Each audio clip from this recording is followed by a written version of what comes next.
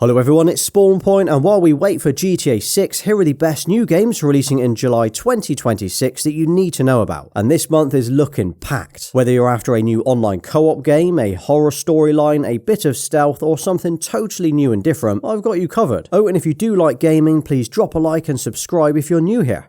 And we are kicking today's video off with possibly one of the most anticipated games this month, and that is Halo Campaign Evolved. This is a full-on remake of the original story, the original Master Chief adventure that we got back on the Xbox in 2001. But 25 years later, we are getting a from-the-ground-up remake with improved visuals, updated mechanics, and I've got to say, some of the best environments that we've ever seen in Halo. Even the soundtrack, cinematics, and voice work are all new. And the great thing is, you'll either be able to play this solo, 2-player split screen, or up to 4-player co-op online. Now of course this still has the same campaign as before, where you're fighting the Covenant and trying to uncover the truth about what this giant structure actually is. And the devs are also saying that although it stays faithful to the original campaign, it does introduce 3 brand new prequel missions to play as well. I think with the full redesign and the improved controls, this should be a lot of fun. Now it's going to launch with 4-player online co-op, 2-player split screen, 3 new missions and an updated arsenal of weapons, vehicles and new enemies on July 28th. And it's no surprise that's coming to Xbox Series, PC, Game Pass Ultimate and for the first time ever the PlayStation 5. So if you are a PS5 gamer, you'll get to play this on day one there as well. And another big one launching in July is Assassin's Creed Black Flag Resynced, and there's quite a bit of hype around this game right now. So this is a complete remake of the original 2013 classic game, and one that I'm actually really excited to play. So you once again play as Edward Kenway, sailing the Caribbean during the golden age of piracy. You're hunting treasure, boarding ships, leaping from those dizzy heights, and assassinating enemies while wearing your hood. And I've got to say, this one is probably one of the best Assassin's Creed games that we've ever had. Now, a few days ago, IGN posted some extended gameplay, and guys, it looks unbelievable. Ubisoft are saying it has been rebuilt from the ground up with completely overhauled combat, improved stealth, better parkour, updated visuals, and even some new story content. This means there's going to be new missions that's supposed to give a little bit of backstory, but it won't affect the main campaign or the main story itself. But there is going to be new animations, new assassinations, boss health bars, improved performance, and new side quests. I think we kind of need to look at this game as a brand new Assassin's Creed game rather than just another remake. Of course, if you've never played the original, this is going to feel like a brand new game to you anyway. So yeah, if you're in the mood for a new Assassin's Creed game this month, Black Flag Resynced drops on July 9th. And that's coming to the PS5, Xbox Series and PC. And it's going to be PS5 Pro enhanced as well.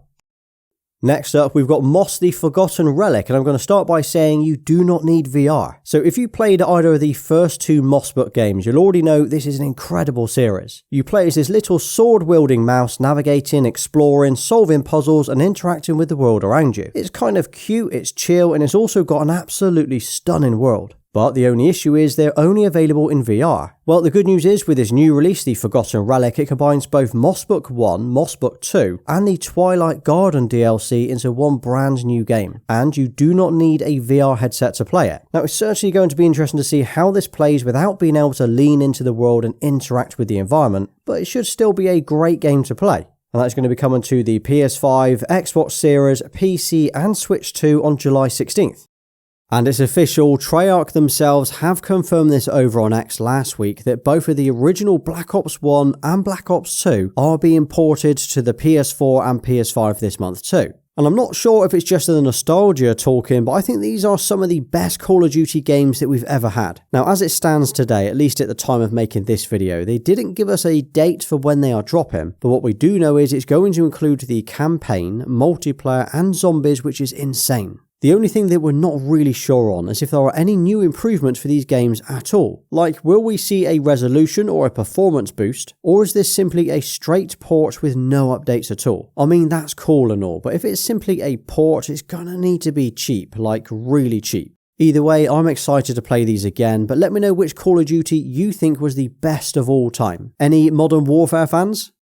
And who fancies a new co-op horror game to play this month? Because we've got the Mound, Omen of Cthulhu, and this looks creepy. Basically, you and a group of explorers head into a remote jungle looking for the legendary underground city that's supposedly packed with treasure. But as you can imagine, it's not going to go to plan. The deeper you go into the jungle, the less that you can trust what you're seeing. And the game is actually set to mess with your senses. It plays tricks on your mind and starts making players question whether what's happening is actually real. So one person in your squad might see a threat while the others see nothing at all, which actually sounds pretty damn scary. And I love the fact that you can play this in up to 4-player co-op, so I bet this will be pretty fun to experience that together. I would say it's more of a psychological horror than just pure jump scares. And this is coming to the PS5, Xbox Series and PC on July 15th.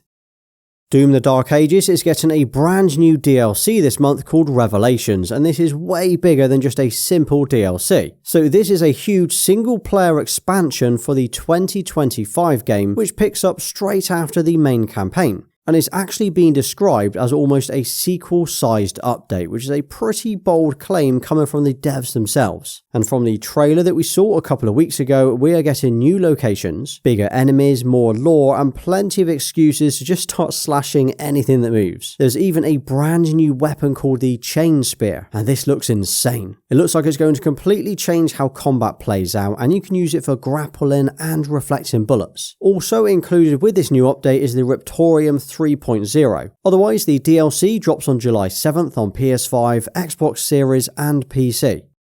And this might be one of the weirdest looking games releasing this month, and that is Denshattack. It's basically an arcade action racing game, except instead of controlling a skateboard, a bike or a car, you are controlling a train. And not a normal train either, we are talking kick flips, grinding rails, wall riding. It looks stupid but fun at the same time. Now the whole game has this colourful anime energy to it, Japanese cities, huge combos. It's actually giving me Hi-Fi Rush vibes, and I'm loving the soundtrack. Now this was supposed to drop in June, but it got delayed until July 15th, and that's coming to the PS5, Xbox Series, PC and Switch too.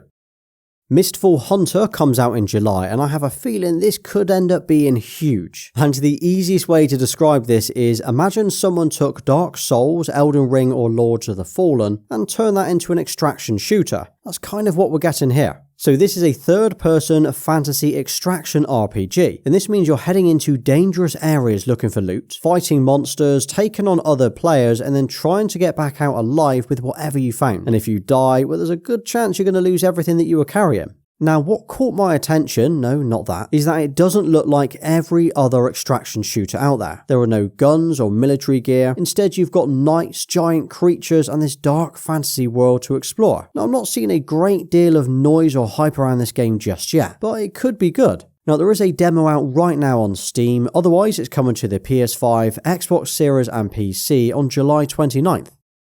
Next we have the Relic First Guardian, another dark fantasy action RPG set in this ancient looking world which is said to be heavily inspired by Korean mythology, so it certainly looks very different to the usual Souls-like games that we've seen. So you play as the Last Guardian on a mission to recover the scattered fragments of the relic, as well as uncovering the stories and the memories left behind by those who came before you. There are enemies and monsters roaming around, music that actually hits harder than your weapons, and some seriously impressive looking combat. Everything looks heavy, big weapons, solid attacks, dodges, and enemies coming at you from every angle. Now the devs have said that there are more than 70 unique bosses in this, each with its own backstory and combat. It's also not got a giant open world map, it's going to be more focused on interconnected regions rather than full on exploring vast open areas, and I like that. I feel like this could be one of those don't sleep on it type games, but until the reviews or the early gameplay drops, it's always hard to tell. So the Relic First Guardian drops on PS5 and PC on July 31st.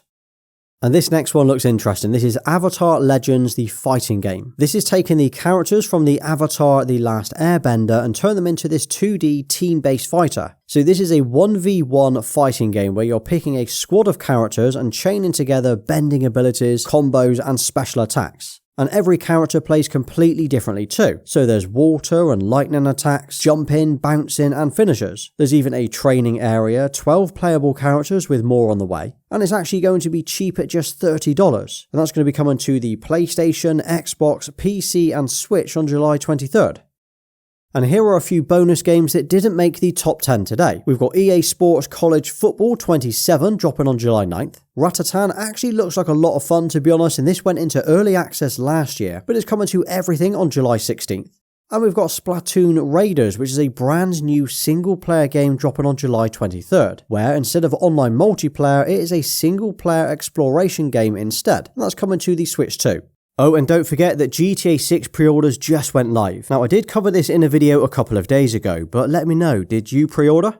Okay, well that wraps it up. July is once again absolutely stacked. I know I say this every single month, but it's true. We've got co-op horror games, shooters, chill games, co-op split screen and online, so there's got to be something here for everyone. For me though, I'm looking forward to Halo, the Black Ops ports, Assassin's Creed and Moss. But what about you? Anything that you're really hyped to play this month or anything that I've missed today?